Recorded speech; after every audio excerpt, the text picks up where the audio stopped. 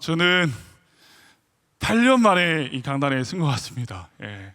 아마 제가 이렇게 보니까 우리 장로님도 오신 것 같고 아는 분이 별로 없는 것 같습니다. 8년이라는 시간이 많이 흘러간 시간인 것 같고요. 그래서 오늘 두렵고 떨리는 마음으로 이 자리에 서게 됩니다. 13년 전에 오륜교회 부름을 받아서 부목사로 생활을 하게 됐는데요. 사실은 그때도 목사 안수를 받고 풋내기 목사였습니다. 하나님 부르시고 또 우리 김은호 목사님이 또 픽업을 해주셔서 제가 목사 안수 받고 시작했으니까 여기가 친정교회 맞습니다. 그리고 5년 사역을 했습니다. 8년 만에 이 강단에 섰으니 오늘 제가 얼마나 떨리겠습니까? 그리고 제가 담임이 된 지 2년이 채 안 된 것 같습니다. 수원 한사랑교회 지금 담임을 맡아서 순항하고 있는데 하나님의 은혜 가운데 여전히 담임으로서도 풋내기 목사인데 오늘 이렇게 하나님 저를 불러주셔서 귀한 은혜의 시간 갖게 하신 하나님께 감사드립니다. 5년 동안 사역을 하면서 정말 많이 배웠습니다. 많이 배웠습니다. 그래서 5년 사역을 하고 제가 이 오륜교회를 떠날 때 우리 김은호 목사님이 저를 부르시더라고요. 목사님 기억하시는지 모르겠지만 그래서 뭘 배웠니? 물어보시더라고요. 나 목사님 뭘 배웠습니까? 물어보시더라고요. 그래서 제가 3가지를 말씀드렸던 기억이 납니다. 그럼 첫 번째는 제가 오륜교회 사역을 하면서 첫 번째는 심플을 배웠습니다. 심플리시티. 우리 오륜교회는요 정말 심플한 교회입니다. 여러분, 심플하다는 것은 깊고 넓은 공동체를 말하는 것입니다. 여러분 그거 아시죠? 고수가 심플한 거 여러분 아십니까? 그리고 뿐만 아니라 이 심플이라는 단어 안에는 순전함도 담겨져 있는 것 같습니다. 우리 오륜교회는요 심플한 공동체입니다. 순전한 공동체입니다. 여러분 믿으십니까? 동의하십니까? 동의해 주셔서 감사합니다.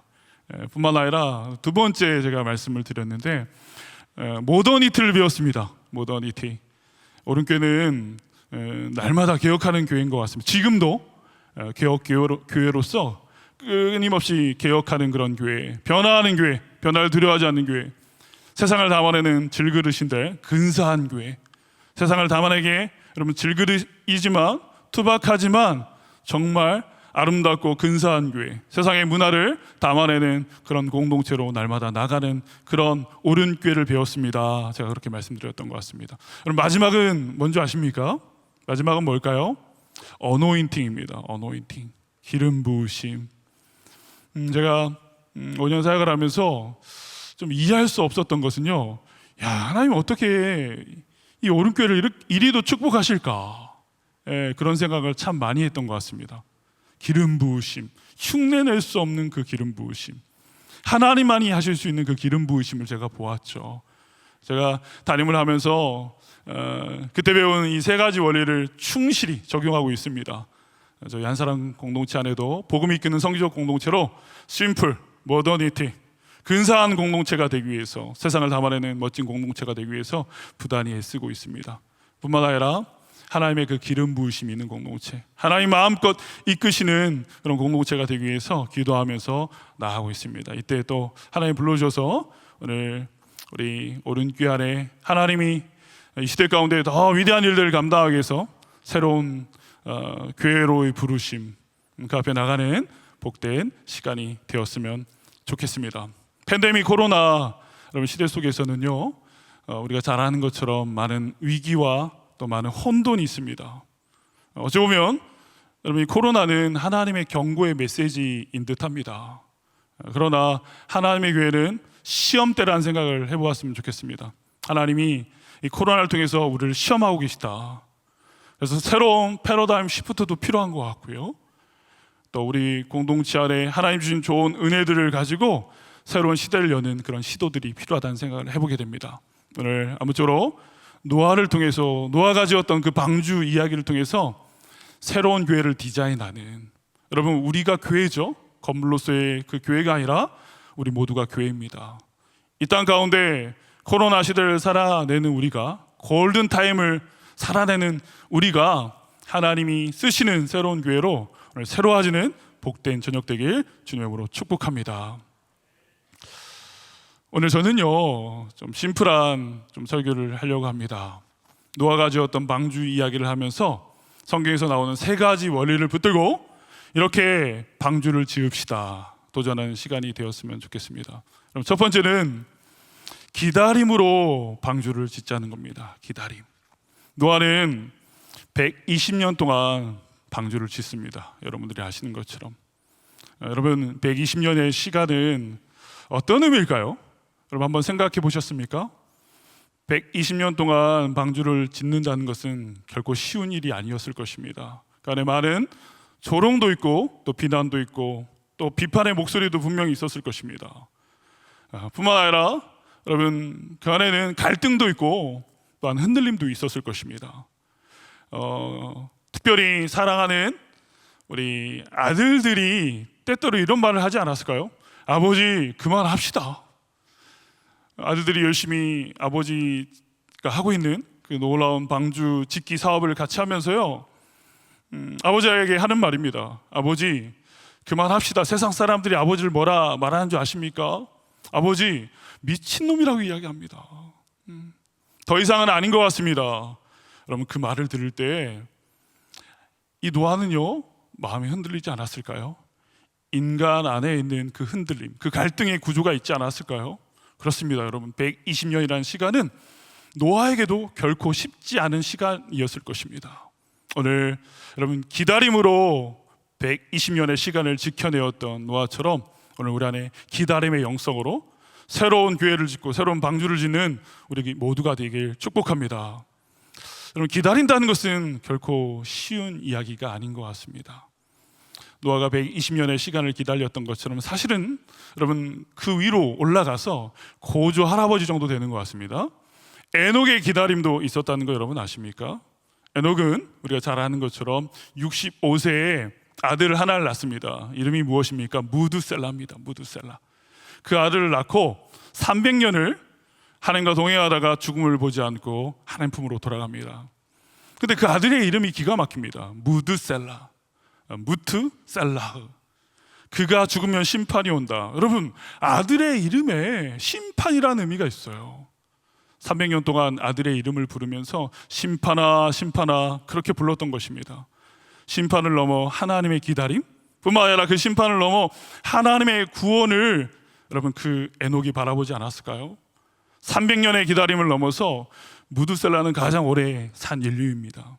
969세를 삽니다. 1000년의 기다림이 있었다는 거예요. 하나님이 맞습니다.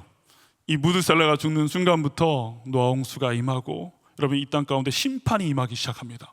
1000년의 기다림으로 하나님은 시간을 유보하신 것입니다. 기회를 주고 또 주고 계속해서 그들을 기다려내셨던 것이죠. 여러분 우리가 살아가는 이 시대는 예수님이 오셨고 다시 오실 그 재림의 그 예수 그리스도를 기다리는 때입니다. 2000년의 기다림이 있다는 겁니다. 하나님은 여전히 우리를 기다리고 계십니다. 돌아오기를 기다리고 계시고 거룩한 방주를 지어서 하나님의 구원의 역사가 이 땅 가운데 새롭게 일어나기를 지금도 학수고대하고 계시다는 것입니다. 사랑하는 여러분, 끝까지 기다림으로 방주를 짓는 우리 모두가 되었으면 좋겠습니다. 여러분 기다리는 것은 결코 쉽지 않습니다. 우리가 살아가는 시대는 스피드 시대입니다. 스피드. 그렇죠? 그래서 조바심도 있고요. 여러분 빨리빨리 이런 시대의 정신이 있는 것 같습니다. 뿐만 아니라 노아가 살아갔던 그 시대 안에는 시대의 팽배한 정신이 있었는데 그것이 무엇이냐면 먹고 마시고 시집장가하는 시대였습니다. 목사님 먹고 마시고 시집장가하는 것이 무슨 문제가 있겠습니까? 일상입니다. 여러분 그 자체로 문제가 되지 않습니다. 그러나 여러분 그것만 했다는 것입니다. 그것만 먹고 마시고 시집장가하고 땅의 일만 생각했다는 것입니다. 위의 것을 생각하지 않았다는 것이죠. 그러면서 그 시대 안에 무분별과 무감각한 시대가 되었습니다. 죽은 자처럼 살아가는 시대였다는 겁니다. 그래서 하나님은요 창세기 6장 6절에 이런 말씀을 하십니다. 말씀 한번 읽어볼까요? 같이 읽겠습니다. 땅 위에 사람을 지었음을 한탄하사 마음에 근심하시고. 죄악으로 관영하는 그 시대를 바라보면서 시대의 정신이요 하나님을 떠났던 것입니다. 이를 바라보면서 하나님은 후회하셨고 한탄하셨고 근심하셨다 말씀하십니다. 여러분 그러나 하나님의 한탄과 근심 안에도 그분의 사랑과 기다림이 있다는 거 여러분 아십니까? 사랑의 반대말은 미움이 아니라 무관심입니다.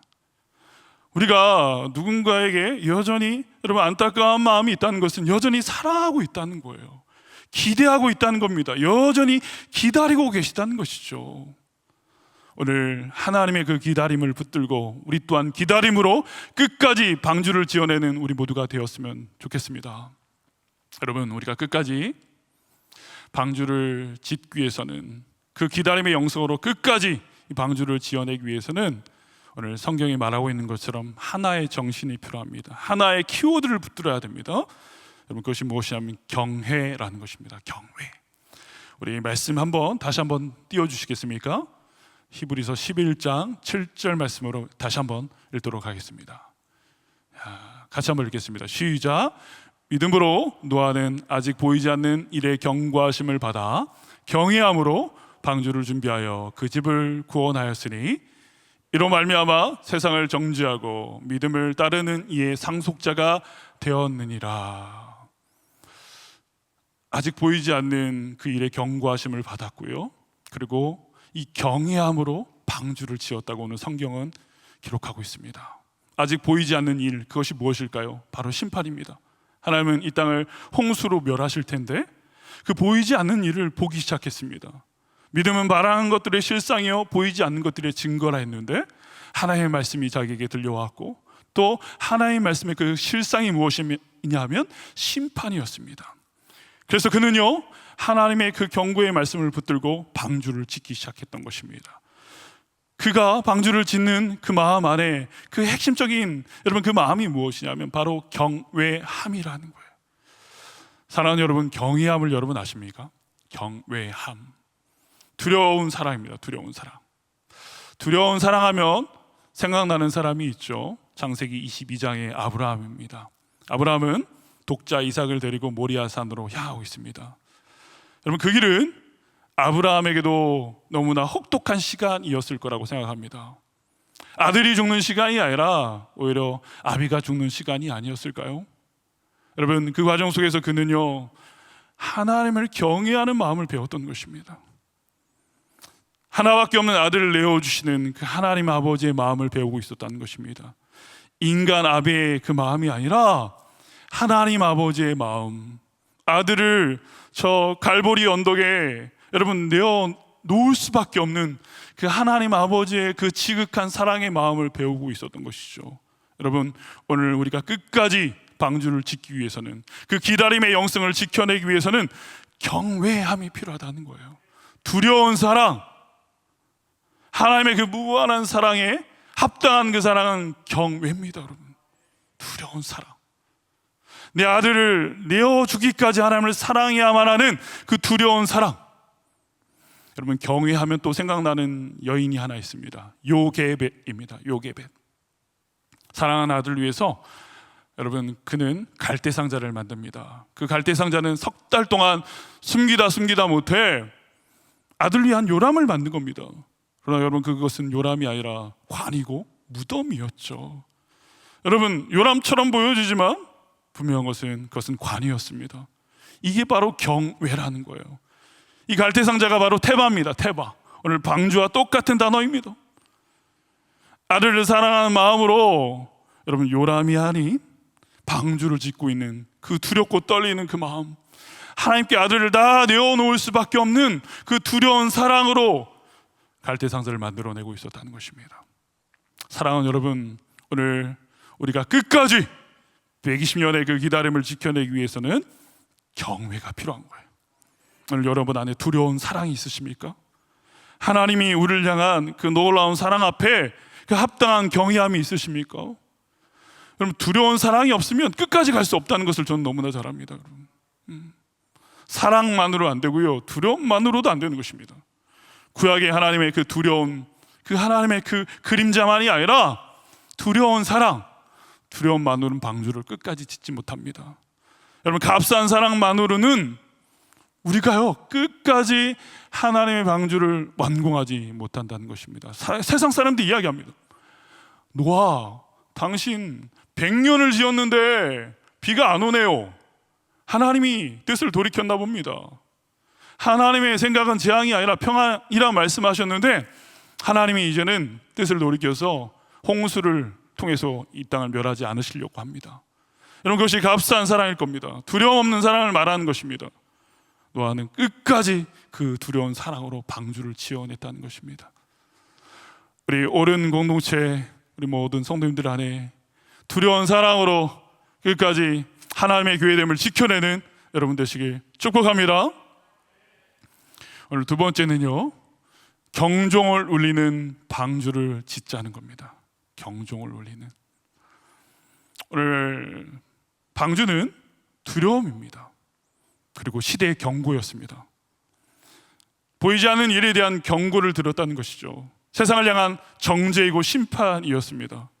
방주가 지어져 가면 갈수록 산 위의 집이 아니라, 여러분, 처음에는 집인 줄 알았습니다. 아들들도 아버지가 이 산 위에다가 멋지게 집을 짓는구나, 아마 그렇게 생각했을 것입니다.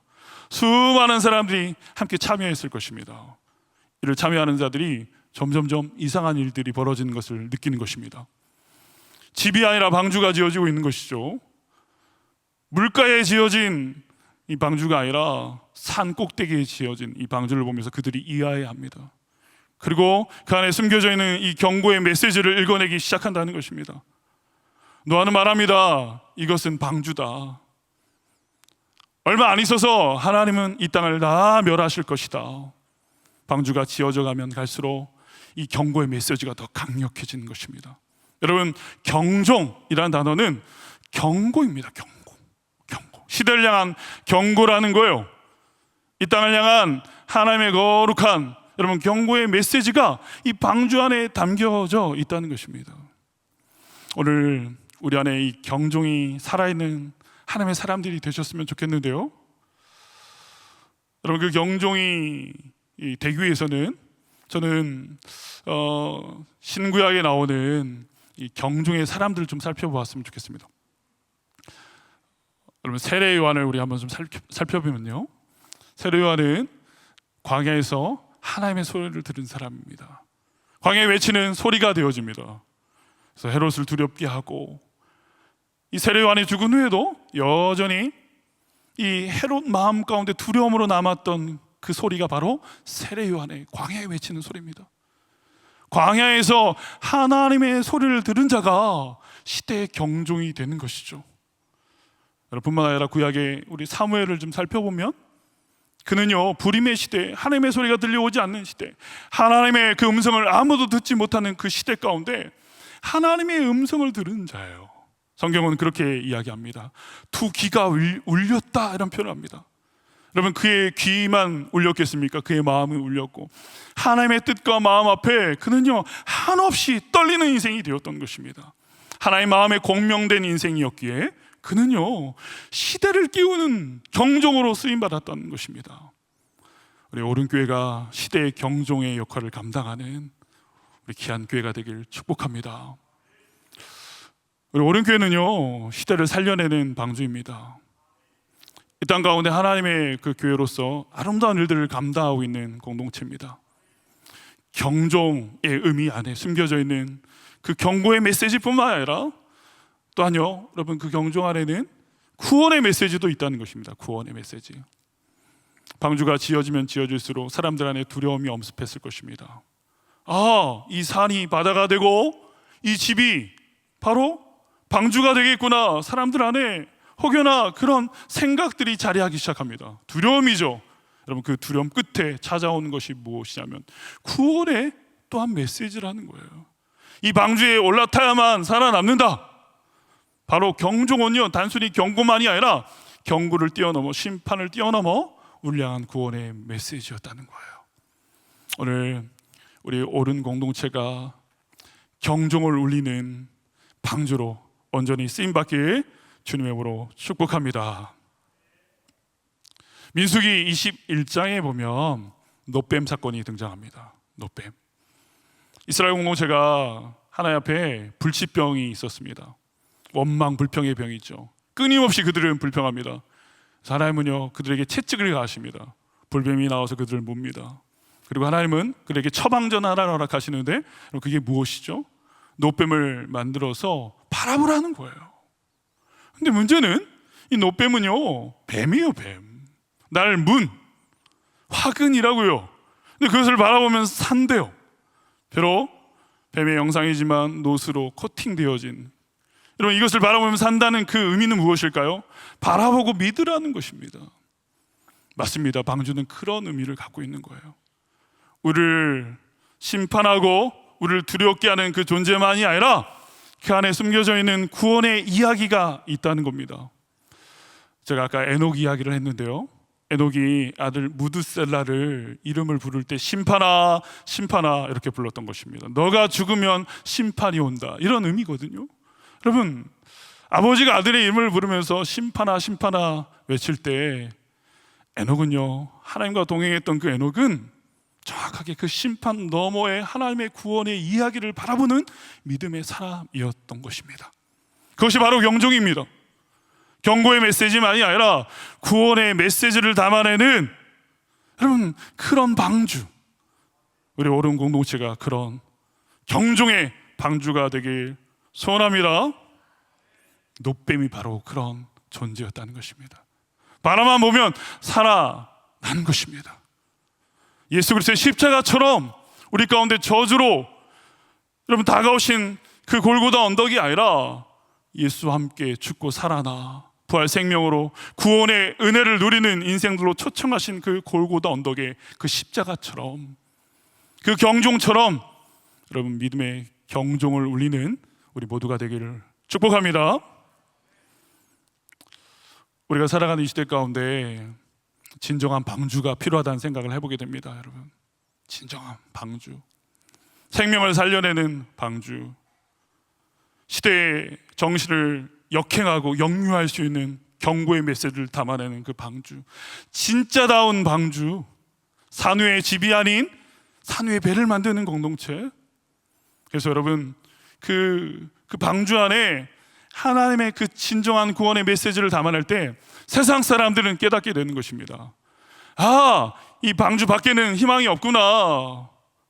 이 방주 안에 진정한 생명이 있고 소망이 있구나. 세상이 여러분 썩고 있는 이유는 왜일까요, 여러분?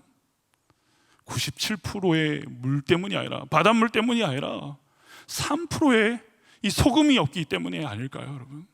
3%의 소금이, 그 염도가 유지되지 않아서 그럴 거 아니겠습니까? 진짜다운 방주, 우리 오른 공동체가 그런 방주로 아름답고도 귀하게 쓰임받길 축원합니다. 오늘 마지막으로 예수 생명으로 방주를 짓자는 것입니다. 예수 생명으로. 이 방주는 코페르 나무로 지어집니다. 창세기 6장 14절 말씀을 한번 읽어볼까요? 같이 한번 읽겠습니다. 6장 14절 같이 한번 읽겠습니다. 시작.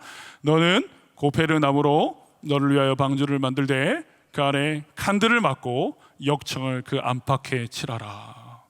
여러분, 고페르 나무는 내구성이 참 좋은 나무입니다. 그래서 초강도를 자랑합니다. 그리고 병균에도 강하고요, 병충해도 강한 나무입니다. 웬만한 파도에도 깨지지 않는 나무입니다. 웬만하면 썩지 않는 나무입니다.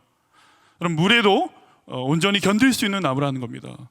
하나님의 교회는 여러분 이 단단한 고페르 나무로 지어지는 것입니다. 내구성도 좋고 은혜 안에 강한 공동체가 되는 것입니다. 오른교회는 은혜 안에 강한 공동체입니다. 아름다운 시스템이 있습니다. 하나님이 이 공동체에 주신 은혜들이 너무나 크고 놀랍습니다. 건강하고 행복한 교회입니다. 시스템과 하드웨어 이런 것들이 참 너무나 놀라운 공동체입니다. 제가 아까 말씀드렸던 것처럼 여러분 고수답게 심플한 공동체고 시대를 담아내는 모더니티가 살아있는 공동체입니다. 거기에 하나님의 기름 부심마저 있는 공동체입니다. 강력한 공동체라는 겁니다. 여러분 밖에서 보면 더 잘 보입니다. 이 오른 공동체가 얼마나 강력한 공동체인지, 하나님이 쓰실 수밖에 없는 공동체라는 것을 제가 떠나고 나니까 더 많이 느끼게 되더라고요. 여러분 오늘 믿으시기 바랍니다. 여러분 이 고페르 나무로 지었다는 게 참 의미가 있는 거예요. 근데 방주는 이것으로 완성되는 게 아닙니다. 고페르 나무에 여러분 고페르 나무와 나무를 엮어주는 접착제가 필요한데 그게 바로 역청이라네요. 역청이 오늘 본문에 보면 원어로 코페르입니다. 재밌는 표현이죠. 언어 유희처럼 보여지지만 언어 유희 수준이 아니라 고페르 나무에 코페르를 칠했다, 카파르를 칠했다, 이런 의미예요. 이 고페르가 코페르 이 역청이 본드와 같은 것인데, 그래서 여러분 덮음, 덮어주심 이런 의미를 담고 있어요. 세칸 의미로는, 두 번째 의미로는요, 몸값 속전이라는 의미가 있다는 거 여러분 아십니까? 속전. 다시 말하면 이 고페르 나무와 고페르 나무가 만나서 아름답게 붙고 단단하게 붙어서 물이 새지 않도록 역청을 칠하는데, 그 역청이 어떤 의미냐면 몸값, 속전이라는 의미가 있다는 겁니다. 정말 의미심장하죠? 여러분 어떤 의미입니까? 여러분 예수 그리스도의 보혈로, 그 속전으로, 그 몸값으로 지불된 이 방주만이 생명을 살리는 생명선이 된다는 거예요. 오늘 본문에 보니까요, 우리가 14절 읽었던 것처럼 안팎으로 칠했다는 게 참 의미가 또 있습니다. 안팎으로, 안에만 칠한 것이 아니라 밖에도 칠했습니다.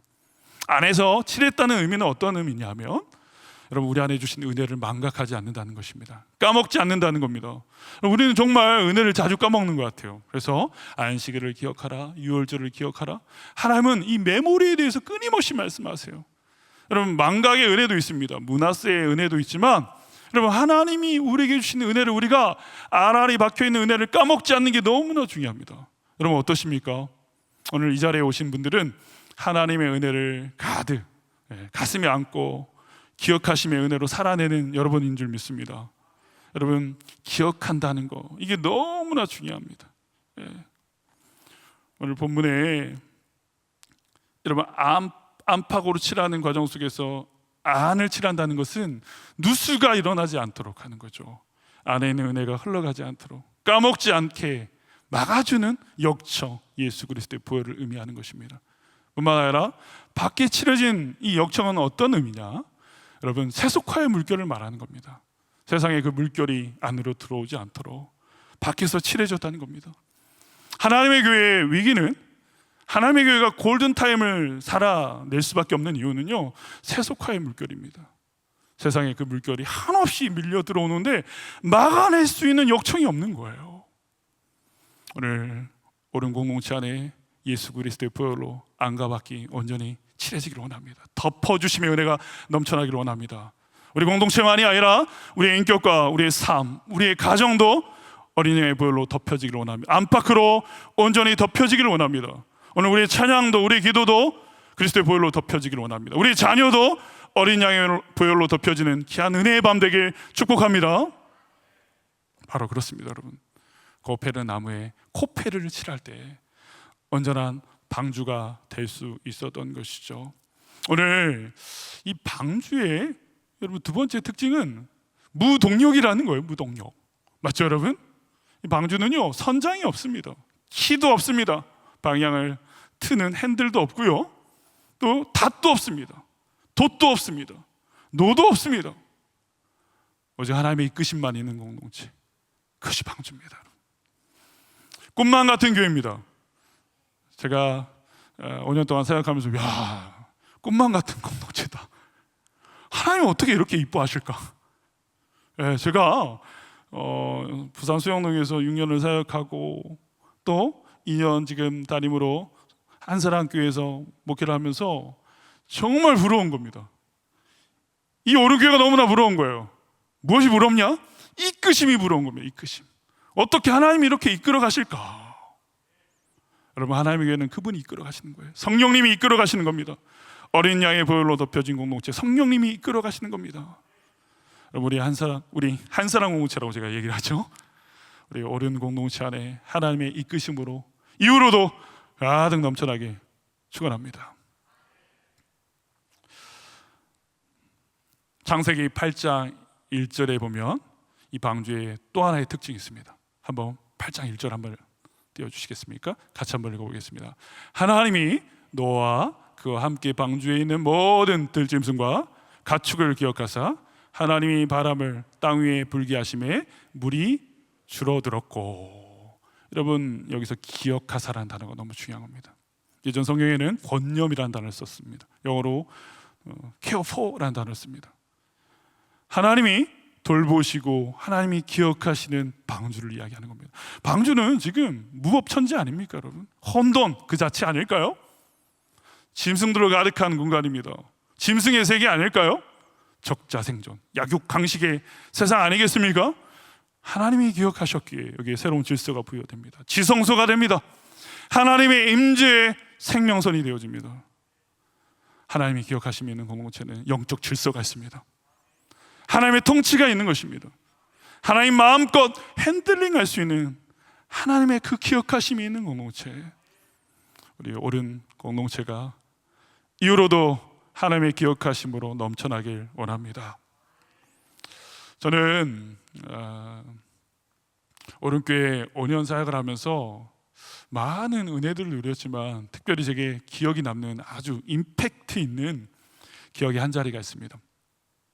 제가 4년 차 때였던 것 같은데요, 단기 선교를 갔었습니다. 단기 선교 순바를 갔었는데, 아마 순바 단기 선교 한번 같이 갔던 분들 기억하실 텐데, 의료 선교 비슷하게 저희들이 갔던 기억이 납니다. 한 30명 정도 갔는데요, 저는 제 선교 일생에, 제 선교의 어떤 히스토리에 가장 임팩 있는 기억이기도 합니다.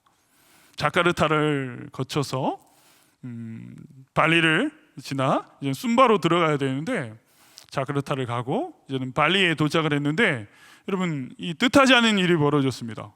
오버부킹을 한 겁니다. 이 여행사에서 저희가 한 30명 정도 갔는데요, 비행기 표가 없는 겁니다. 너무 많이 비행기 예약을 해갖고, 여러분 그 안에서 저희가 이제 발리에서 하루를 더 묵었던 기억이 나는데요, 여러분 얼마나 좋았겠습니까? 휴양지 아닙니까 발리? 하나도 좋지 않았습니다. 저희들이 기도도 많이 했고요, 공항에서 막 기도하고 그랬던 기억이 납니다. 예. 돌아갈 판입니다. 돌아갈 판. 예. 왜냐하면 길이 열리지 않는 거예요. 여러 가지 방법을 동원해 보지만 길이 열리지 않는 겁니다. 마지막 카드가 있었는데 그것이 무엇이냐면 전용기 5만 불짜리 비행기를 띄운 거 아닙니까? 순바행 전용기를 띄웠습니다. 여러분 전용기 타보셨습니까? 저는 전용기를 타본 목사입니다. 한 3시간 날아가는 편도 5만 불짜리 비행기를 타고 여러분 단기 선교를 했던 기억이 납니다. 왜일까요? 순바의 한 영혼을 위해서 우리 팀들이요, 자기 주머니를 턴 겁니다. 결단을 한 겁니다. 3시간짜리 편도 비행기를 만들어낸 것이죠. 사랑하는 옳은 공동체 우리 성도님들, 옳은 방주를 더 멋지게 만들어내셨으면 좋겠습니다. 지금도 근사하고 지금도 멋집니다. 그러나 이 시대의 새로운 교회, 팬데믹 코로나가 지난 후에 하나님은 패러다임 시프트를 일으키십니다. 새로운 교회를 꿈꾸시고 계십니다.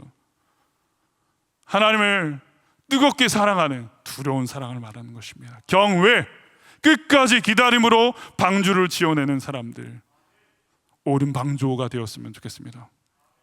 여러분 세상을 향하여 끊임없이 메시지를 전하는 경고의 공동체가 되셔야 됩니다. 뿐만 아니라 그 경고를 넘어서 우리 옳은 방주가 생명선입니다. 여기에 희망이 있습니다. In Christ, 예수 안에만, 방주 안에만 생명이 있습니다. 강력하게 외칠 수 있는 옳은 방주를 지어내는 여러분 되셨으면 좋겠습니다. 옳은 방주에는 옳은 리스트가 필요합니다. 마치 쉰들러 리스트처럼. 여러분 쉰들러 리스트는요, 아우슈비츠 이 포로 수용소에 있는 사람들을 한 사람 한 사람 뺀 겁니다. 자기의 사비를 털어서 그 사람들 자기 군수 공장의 직원들로 채용했던 그 리스트입니다. 군수 공장 직원의 이름들입니다. 쉰들러 리스트가 만든 거룩한 구원의 계획이죠. 옳은 리스트를 만드는 공동체가 되었으면 좋겠습니다. 옳은 교회는 가만히 있어도 막 몰려옵니다. 하나님이 너무 도와주시는 것 같습니다. 목사님, 불공평할 정도로